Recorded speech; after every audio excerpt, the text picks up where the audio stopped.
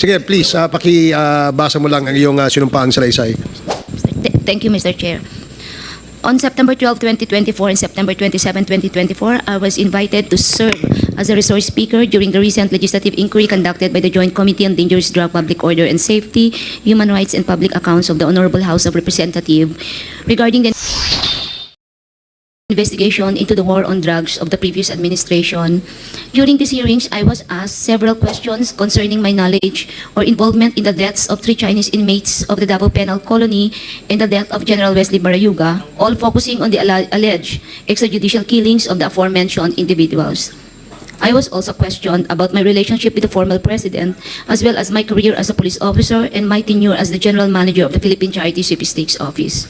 Throughout the hearings, I answered questions from the committee based on my personal knowledge. However, I did so with great apprehension as I recognized that my statements on national television could significantly endanger my life, the safety of my family, and others very close to me. After considerable reflection, I am now executing this affidavit to provide a comprehensive information to the Quadcomm regarding everything I personally know about the war on drugs during the former administration. On May 2026, I received a call from the President, Rodrigo Roa Duterte, at approximately 5 a.m.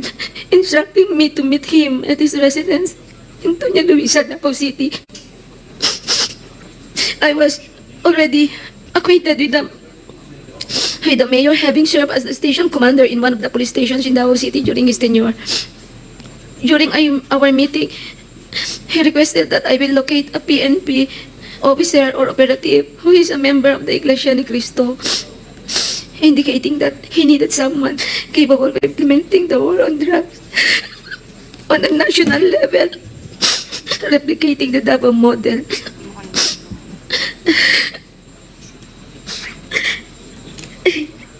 The Davao model referred to the system involving payment and reward. The Davao model involves 3 levels of payment of rewards. First is the reward if the suspect is killed. Second, is the funding of planned operations, and the third is the refund of operational expenses. Colonel Garma, can you speak louder? I'm sorry, speak closer to the microphone.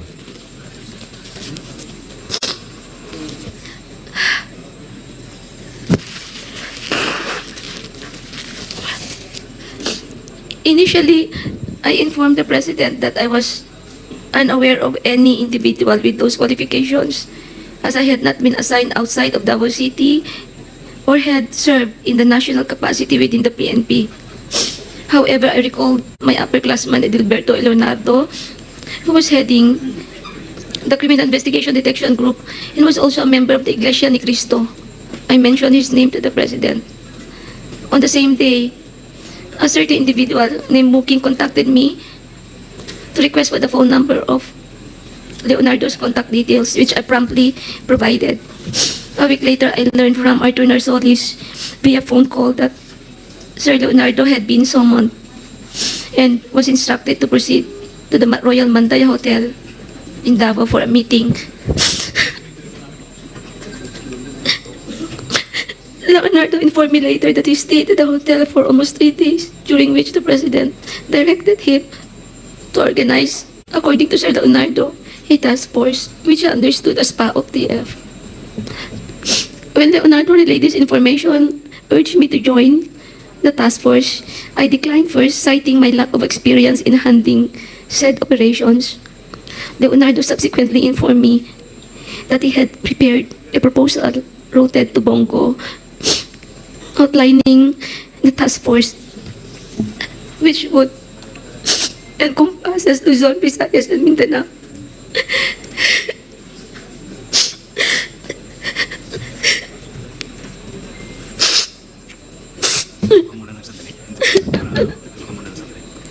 I am afraid of my life, Mr. Chair, and the life of my relatives and my friends and classmates.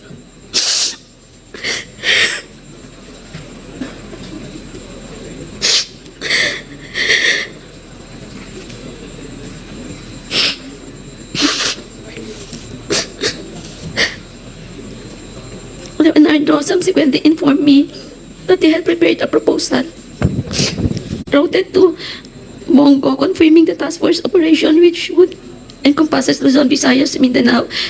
He also inquired if he and his classmates could have a courtesy call with the President through Bongo for a photo opportunity. Considering this, I thought it prudent to invite also my classmates to join the courtesy call. So in the presence of Colonel Bacay, Villela, Grijaldo, Tuzon, and Dueñas, the member of class 97 and 96 were accommodated in separate rooms at the DPWH office in Panacan, Davao City. The President did not enter our room, and I was unaware if he visited the room of class 96. After the courtesy call, Leonardo informed me that the structure of the mentioned task force would undergo changes. In June of 2016, Leonardo has transferred from Manila to assume the position of the chief of the CIDG Region 11. During the initial 3 months of the assignment, I facilitated all meetings between Leonardo and Bongo at Leonardo's request. Subsequently, they established direct communication.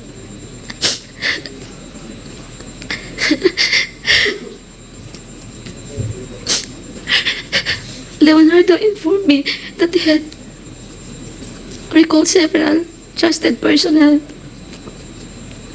namely Lester, Romel Bactat, Rodel Serbo, Palma, Peter Parungo to serve as operative for the task force.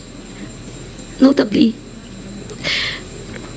Bactat, Serbo, and Palma were, for now, discharged from the police service.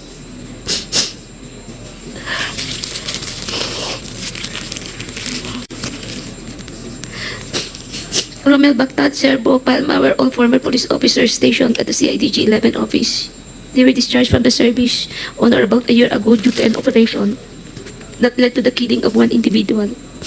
Lester Berganyo is a provide citizen, while Peter Parunga was a former detainee of CIDG due to a charge of rape that has been cleared. Romel Bactat, Serbo, Palma, and Parunga were charged with the task of collecting and verifying informations provided by police officers in the field concerning arrests, deaths of individuals named in the list of drug personalities, and creating summary reports. All of these reports would then be encoded and compiled by Lester Berganyo. The compilation is thereafter elevated to Sir Leonardo, who will decide what level the arrest or killing was and its corresponding reward. Rewards were only given for killings, while for arrests, only for the funding of Coplan and refund for operational expenses was given. I saw how these individuals operated when I would visit my friend in CIDG 11. He conveyed that the task force would be structured differently and that he submitted a document to Bongo detailing the task force operation, including an overview of the current drug landscape in the Philippines. I was informed that the drug structure originated from Bucor, where numerous drug lords are currently incarcerated, and that it has 3 branches, Luzon, Visayas, and Mindanao, with Peter Lim involved in the Visayas region. Once the task force became operational, I later learned that all Coplan's funds, refunds for operational expenses, and rewards for agents were processed through the account of Peter Parungo. Currently, Lester Berganyo maintained a comprehensive list of the drug personalities of the Philippines. Leonardo conducted briefings for all PDEA, IG regional directors, and PNP chiefs regarding the drug situation. Additionally, if any individual died during police operations, Leonardo would report the incidents to Bongo for inclusion in the weekly report and request for refunds of operational expenses. Leonardo had final authority to determine who would be included in the list of drug personalities and to classify their threat level, as well as the discretion to remove individuals from the list. Furthermore, in 2016, while I was at the CIDG office following up the appointments of my personnel, I overheard Padilla discussing drug activities at the Davao Penal Colony with Leonardo. Padilla specifically identified certain Bucor officers involved in drug trade, notably mentioning an officer named Ginto, who was subsequently killed along with other Bucor members. These are the critical facts I personally know regarding the drug war of the previous administration. I am prepared to provide additional details and information in a supplemental affidavit or during an executive session at the discretion of the committee. I affirm the truthfulness and accuracy of the above statements to assist in the investigation by the Joint Committee, Your Honors. Mr. Chairman. Go ahead, SDS. Mr. Chairman, alam mo, papasalamat ako kay Ma'am Garma. And no, alam po natin ang nararamdaman mo. Pero kaya ako umakyat, nanonood po ako sa TV, sa baba. Mukhang itong committee na to parang pinilit ka para magsalita. Kaya ka umiiyak. Baka sabihin ang Quadcomm pinilit ka para magsubmit ng affidavit at basahin mo. Umiiyak ka. So gusto po namin kasi napakita mo talaga na kusang loob ang sasabihin mo dito sa Quadcomm. Wala pong sapilitan at galing po sa puso nyo ang pagsasalita. So kaya po ako umakyat, nasa baba ako, kausap ko yung mga ibang kasama natin. Ma'am Garma, alam ko naman po yung sitwasyon nyo. May nanonood po sa atin buong Pilipinas, lalo na sa Mindanao. Alam ko po kung ano nararamdaman nyo. Pero pakita nyo naman po, in the interest of fairness of every Pilipino, pakita po natin yung fairness dito. Kung titignan nyo po yung mukha nyo sa TV, ang analisa po namin, parang itong committee na to, which is ako na bigla, may affidavit kayo. Kaya ako po sana kung pwede, kasi hindi po naintindihan yung mga binabasa nyo, yung mga nanonood. Yung affidavit nyo, hindi po naintindihan yung mga televiewers natin. Kung kayo nandito, naintindihan nyo, pero pag nasa TV kayo, hindi nyo po naintindihan yung mga sinasabi nyo. Mr. Chair, on that note, kung pwede po,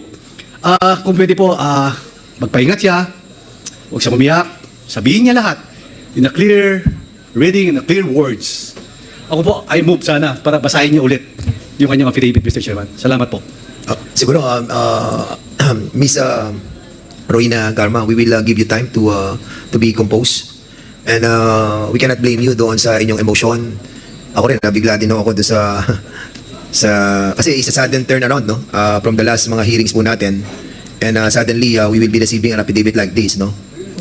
Siguro, marapat lang pong sabihin natin sa committee to kung somebody forces you to execute an affidavit like this.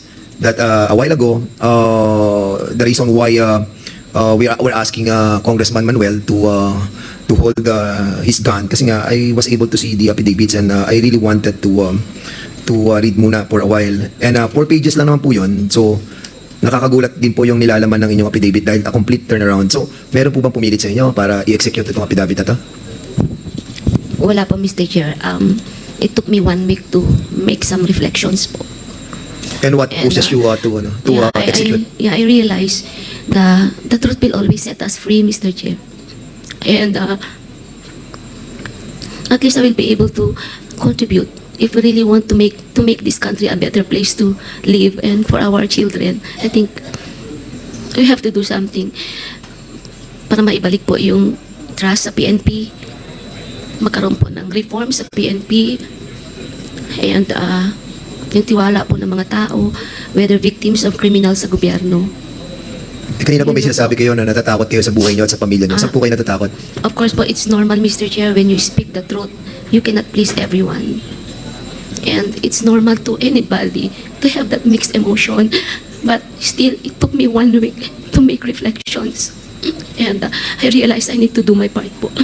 Dahil po ba sa relasyon niyo sa nakaraang administrasyon kay former President? Kaya po ang damdamin niyo po ay mixed emotion? Normal lang naman bilang tao po, Mr. Chair. Pero what prevailed after a week of reflection is I always say the truth will always set me free. I want a better place, a better PNP, Mr. Chair. Yes, Mr. Chairman, Ma'am Garma, we are all on the same page. Kaya ginagawa po natin to para sa taong bayan, maayos, yung PNP, mawala, ang extrajudicial killing, yung drugs. Kaya nandito po tayo. Yung sinasabi niyo po, We are totally agree on that. Kaya gusto ko lang pong i-clear at sinagot nyo na walang pumilit, nag-meditate ka for how many days before you prepared that affidavit na bigla nga ako ngayong Quadcomm hearing na meron po kayong affidavit. So on that note, Ma'am Garma, pag-compose na po kayo, ayos na po kayo, pwede nyo po ulit basahin ang inyong affidavit. Salamat po, Mr. Chairman. Okay.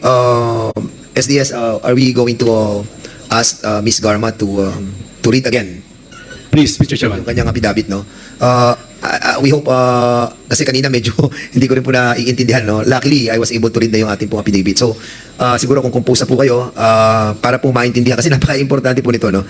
Nung binabasa ko din po, medyo na-shock din po ako. So, basically, siguro, we will give you another chance para po mabasa itong affidavit as requested and moved by SDS Don Gonzales. So, now, you have the floor again, Ma'am Rowena Garma.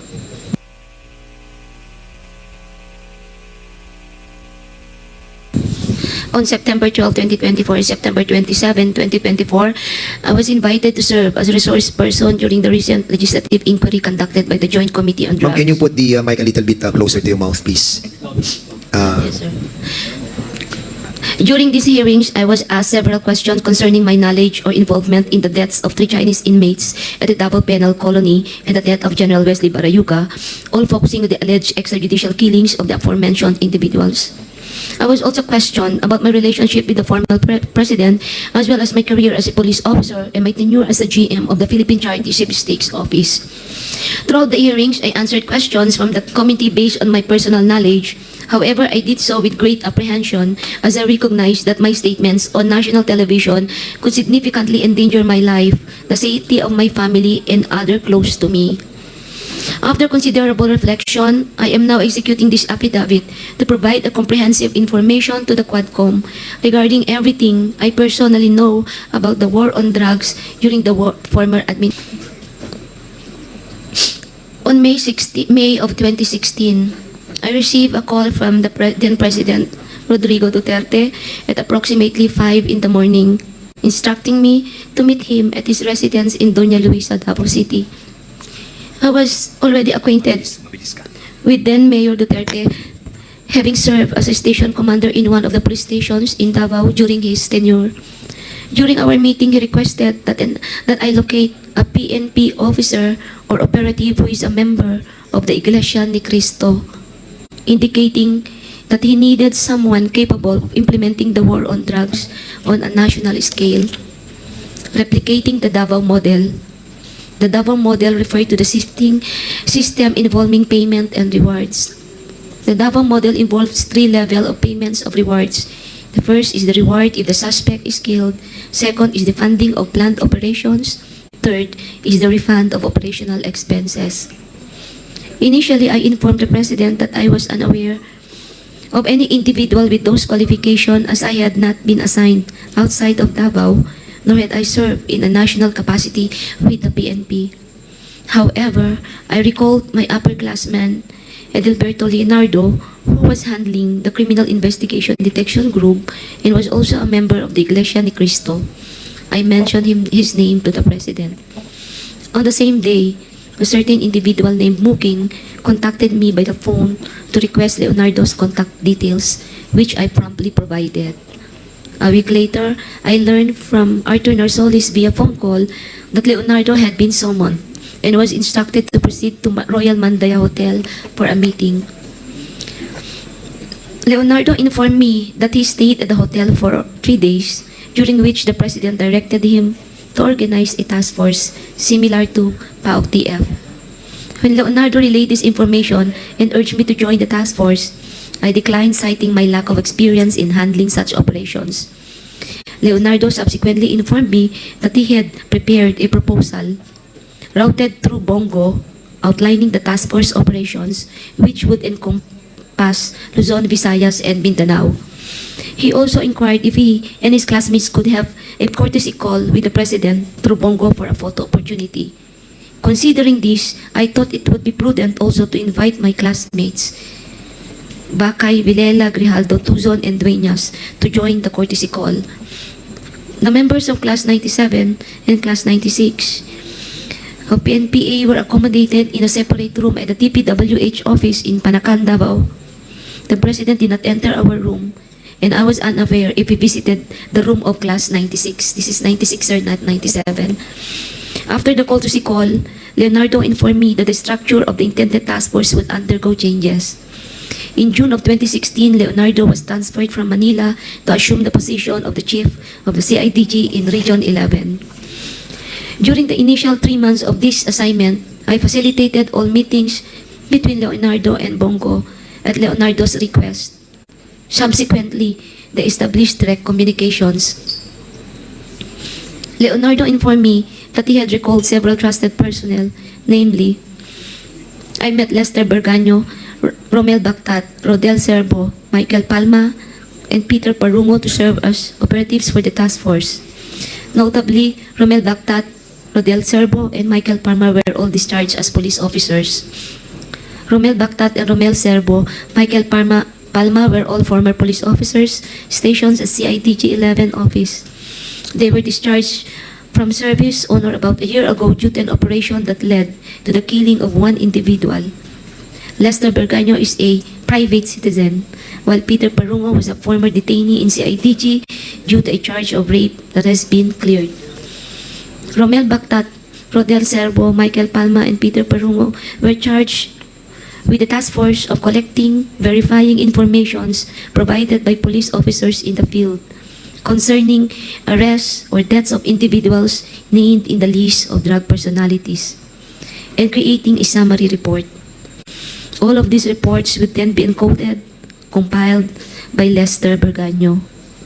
The compilation is thereafter elevated to Leonardo, who will then decide what level the arrest or killing was and its corresponding reward. Rewards were only given for killings, while for arrests, only the funding of the co-plan and a refund for the expenses was given. I saw how this individual operated when I would visit the CIDG office in Region 11 to see my friend Lot Lot. He also conveyed to me that the task force would be structured differently, in that he submitted a document to Bongo detailing the task force operation, including an overview of the current drug landscape in the Philippines. I was also informed that the drug structure originated from Bucor, where numerous drug lords are currently incarcerated, and that it has 3 branches, Luzon, Visayas, and Mindanao, with Peter Lim involved in the Visayas region. Once the task force became operational, I later learned that all co-plan funds, refunds for operational expenses, and rewards for agents were processed through the bank accounts of Peter Parungo at Metrobank, BDO, and PS Bank. Concurrently, Lester Berganyo maintained a comprehensive list of the drug personalities in the Philippines. Leonardo conducted briefings for all PDEA, IG, regional directors, and PNP chiefs regarding the operations. Additionally, if any individual died during police operation, Leonardo would report the incident to Bongo for inclusion in his weekly report and request for refunds of operational expenses. Leonardo had the final authority to determine who would be included on the list of drug personalities and to classify their threat levels, as well as the discretion to remove individuals from the list. Furthermore, in 2016, while I was at the CIDG office, following up on personnel appointments, I overheard Superintendent Padilla of Bucor discussing drug activities at the Davao Penal Colony with Leonardo. Padilla specifically mentioned certain Bucor officers involved in the drug trade, notably mentioning an officer named Ginto, who was subsequently killed along with other Bucor members. These are the critical facts I personally know regarding the drug war of the previous administration. I am prepared to provide additional details and information in the supplemental affidavit or during an executive session at the discretion of the committee. I affirm the truthfulness and accuracy of the above statement to assist in the investigation by the Joint Committee on Dangerous Drugs, Public Order and Safety, Human Rights, and Public Accounts of the Honorable House of Representatives, the Quadcomm. Mr. Chair. Tapos na po kayo, ma'am? Yes, Garma? Mr. Chair. So on that note, ma'am, maraming salamat ulit sa pagbasa niyo.